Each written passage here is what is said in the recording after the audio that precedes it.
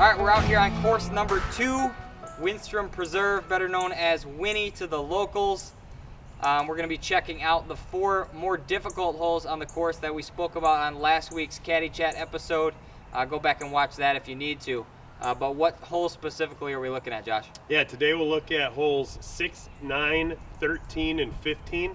These are the 4 hardest holes on the course where you're probably not going to see any birdies on any of those 4 this weekend. But it's possible on 15 probably, maybe even 13 with a long throw in. This is the medium wooded course of the 3, and it has the lowest par. So all these holes we're going to look at, even though some of them look a little difficult, are par 3s. It's a par 54 course. And pars, if you can shoot even par on these 4 holes, you're going to be sitting pretty for the rest of the round. So you'll be gaining strokes. We'll go play them out. We'll test them out for you guys and hopefully give you guys a little bit of an insider look to prepare for this weekend. Yeah, let's do it. Okay, hole 6, 370 feet, par 3. Your goal here really is to get to the top of the hill, which is about 270 with 10 feet of elevation. After the hill, it drops about 10 feet. So the biggest key here is to keep it clean. You get off left or right and you're scrambling for your bogey. So trying to keep it down the middle, get as close to the top of that hill as possible, and you should have a nice easy par. If I can keep it clean, I'm pretty happy on this one.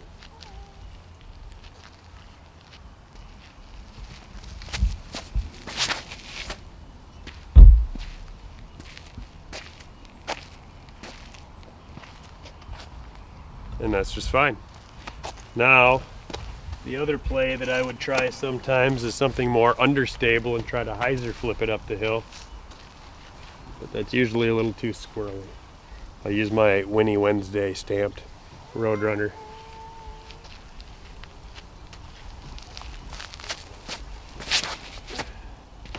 Yeah, go overstable. All right, so I'm gonna kind of be like Josh here. I'm gonna throw conservative, I'm gonna throw a mid-range. Try and just get up the middle, part way up the hill just so I have a shot for a par down the hill on the backside.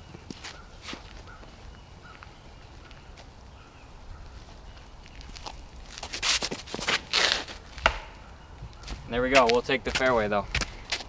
All right, so because backhand's not really my game, this is definitely a backhand hole, I'm gonna get aggressive here. So if you want to potentially get a birdie, forehand is one way to do it, through the tiny sneaky gap on the left.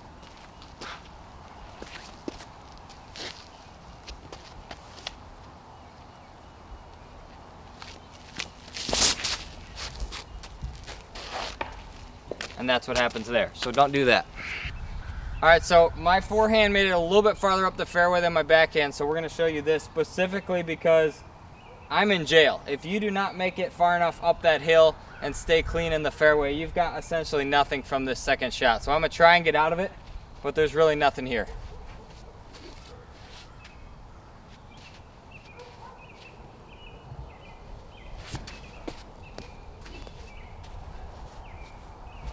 Good effort, that might be in the circle.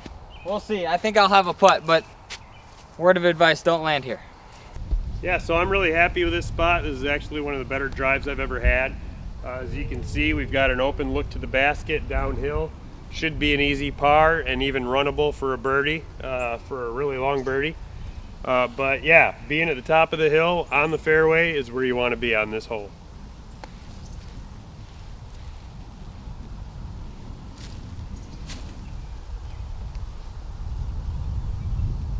And then you juice it. And then, yeah, easy birdie. I mean, easy par. Easy par. As long as you keep it clean.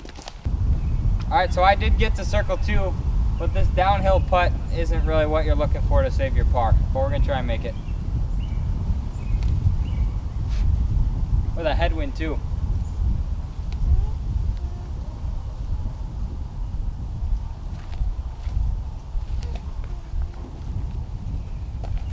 Nothing. There's your bogey. All right, we're here on hole 9, par 3 again, 452. Moves straight and then bends right to left at the end. A tough 2 for sure. Still a tough 3. What you want really is to get to the landing zone, which is straight ahead what you can see. There's a big fat tree on the left which sits about 280 feet. That's kind of your guide mark. If you're laying up, you want to be just right of that tree ideally. And then you have a nice look into the green. If you're getting aggressive, you definitely have to push at least 280 before you start hyzering left if you want to have a chance for a long look at 2. There is OB that runs on a sidewalk left of that fat tree and curves along with the hole there. So that is something to think about if you're going to be aggressive. I'm going to play the safe shot. I'm just going to throw a nuke, get it out there about 300, fade it left or fade it right with a forehand, and hopefully play for an easy par.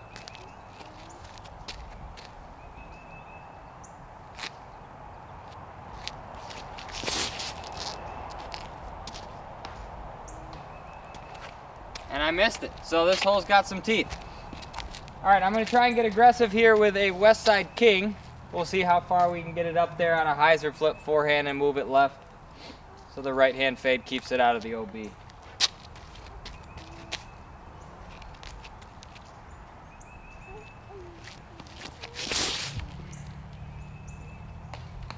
And that's even worse, so don't do that. I'm gonna throw the same 2 discs I did on hole 6. One of them a little more overstable to try to pump it out there, and then my understable Roadrunner. I'll do the overstable first, and then I might show a super safe shot just to make sure that you keep it in bounds. So, Charger.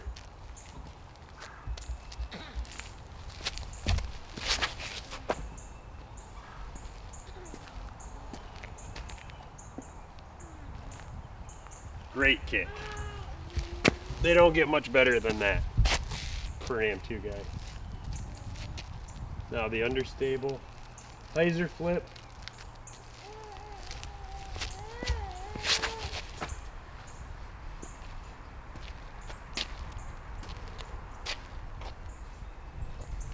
Okay, what are the odds? So the safe play, if you're playing AM3 especially, maybe AM2, if you really just want to get it close to the short pad, so you've got a nice easy pitch up. I'm going to throw a Buzz SS straight down the middle and hope that it just goes about 250.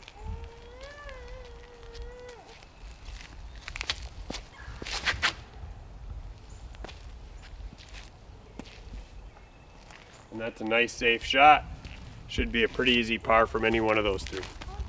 Okay, so I'm just slightly in front of and left of the short pad here, so only about what 200 off the tee. But I'm in a tough spot here, trying to scramble for 3. The OB is straight ahead of me all the way left. There's really no angle, so I'm gonna try and flex something with a forehand through this tiny gap. But this could be looking at a big number being aggressive right here.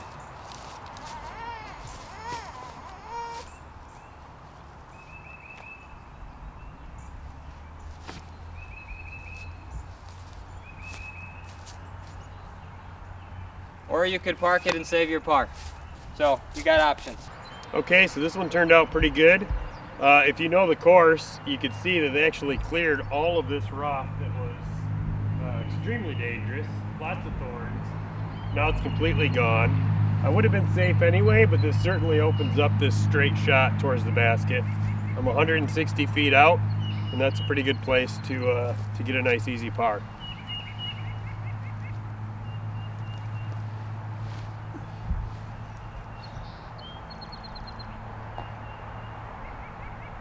Especially with that beautiful tree play. Here you go, stress-free par. So like we said, keep it clean, keep it in the fairway, stress-free par. That's how you do it. I'll even putt Jake's in for him. That was a great scramble from where his drive sent him. There we go. So a bad drive can still get you par. Yeah, and again, par on these 4 holes is going to gain you strokes on the field. Okay, hole 13. I would say this is probably the 2nd hardest hole on the course, next to hole 9.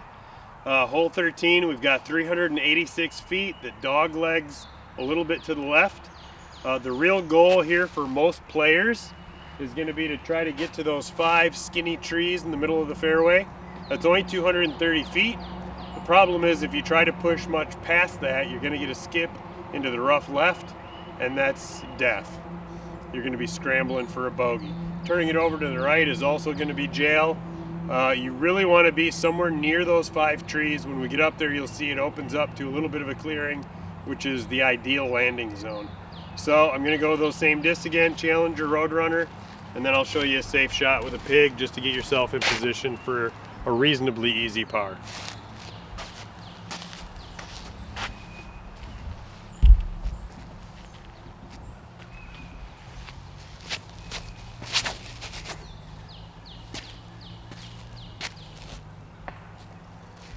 That should be just fine. It should be in the landing zone we talked about. Now we'll try that hyzer flip with something understable and see if we can float it around the corner.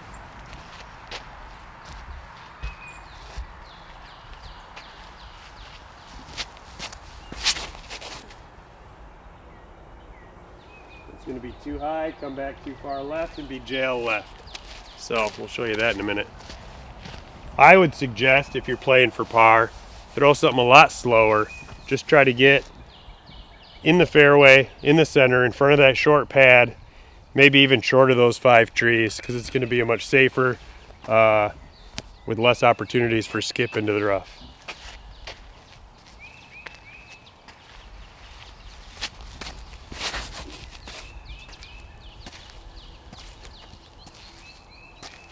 That should be a great place to be for a nice straight 200-foot shot up to the pin.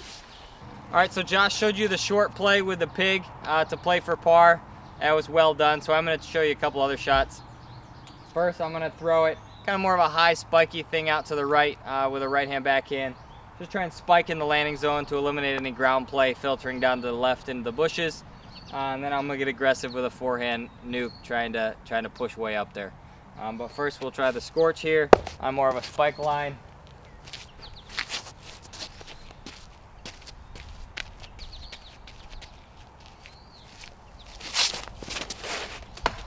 And there you go. Spike. This tree right here makes that spike line rather difficult, so I would recommend going with Josh's play.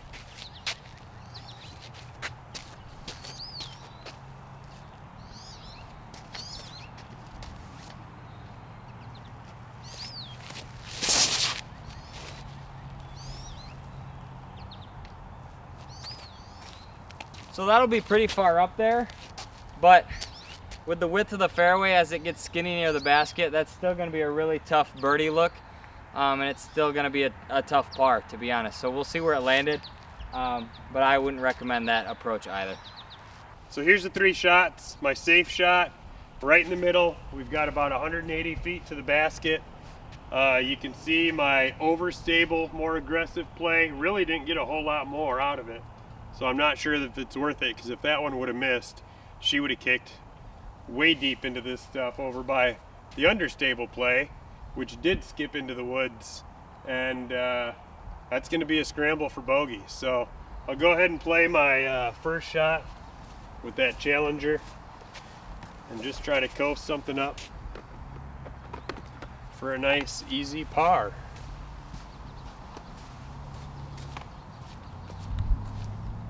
I think I'm going to go Comet.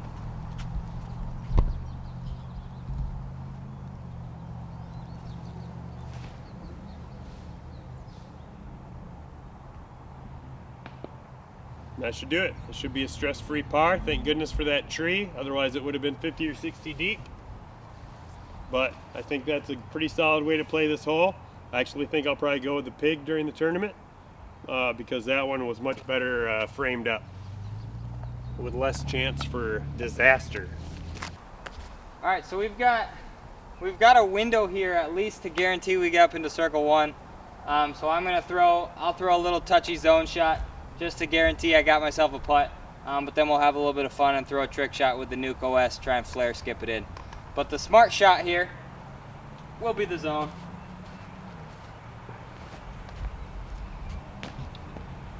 And that guarantees we got a 15-footer. So we'll take that every day of the week. But let's try the flare skip here.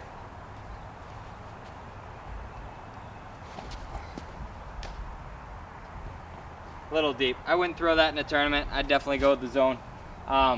But as you can see, I didn't think this nuke shot would have much of a chance, but it actually turned into a relatively easy look at par. So with all these bushes being not grown in yet and not green and not thick quite yet, there are little lines and windows in here if you push deep enough. So if you are getting aggressive here in round number 2 and you want to potentially get yourself a look at a long 2, maybe that's the play, the right hand forehand with a driver. All right, so I said 15 feet. This might be even closer, but a relatively easy par. And Josh is, with the help of the tree, about the same distance from the other side.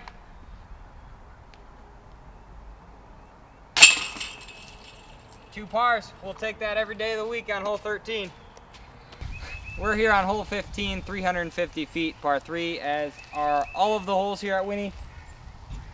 Pushes straight, moves right to left at the end, and slightly uphill. So if you can look straight ahead down the tee pad here, there's a pine tree on the right side of the fairway, there's a little pine bush on the left. If you look straight over that pine bush when you end up here on the fairway, you'll see a little grouping of trees straight ahead. That's kind of the aiming point for the right hand backhand. Sits about 280 feet off the tee pad. And that's kind of where you want your disc to fade. So if you can push hard and flat and straight at that grouping of trees and have it fade, you'll get a nice little skip toward the basket. A power player can get up there to circle 1 for a look, but you know, average human beings like Josh and I with our backhands are probably looking at circle 2 at best from there. But you're really just looking to keep it in the fairway and fade before that tree. So I'm going to throw a driver to try and get up there, and then I'm also going to throw to the landing zone, which is between the little bushy pine and that grouping of trees as well for a safer play.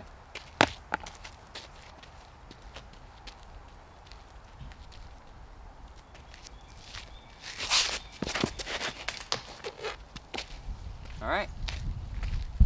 So Josh will show you how to throw that line better, but I'm going to lay up.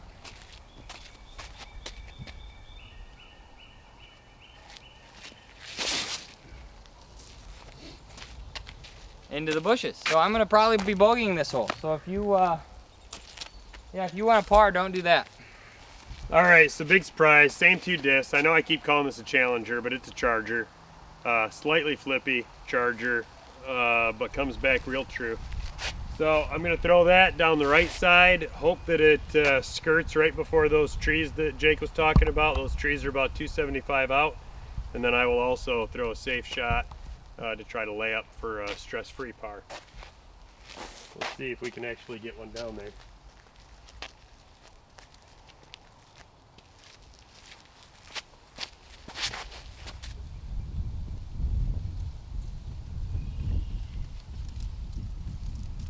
That might have been a little early to skip into the left rough, so that could be real challenging, honestly. Might be scrambling for my par there. But now I'll just try to throw that Buzz SS up the middle, hopefully 200, 250, just to give myself a stress-free par.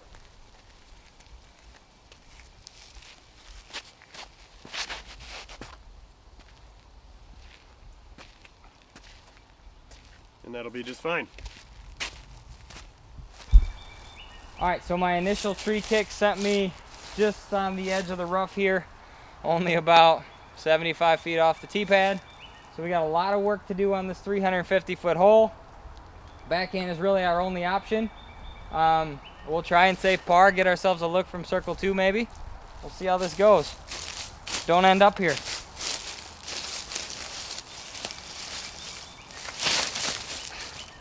Again, there's prickers everywhere. Yeah, the footing sucks. Don't go here.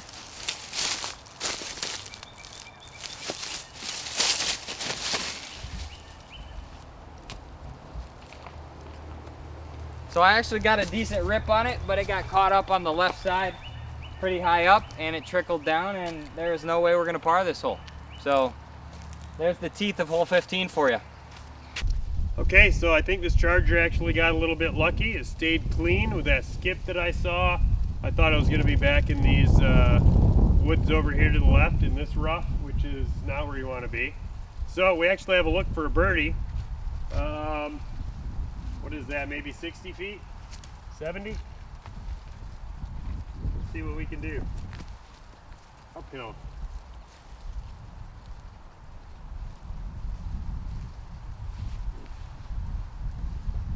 Stress-free par. Between these 4 holes, we were able to pull off a par on all 4 of them, but you could see one little misfire and you're scrambling for your bogey at best. So keep it clean on these 4 holes and you should be getting strokes on the field.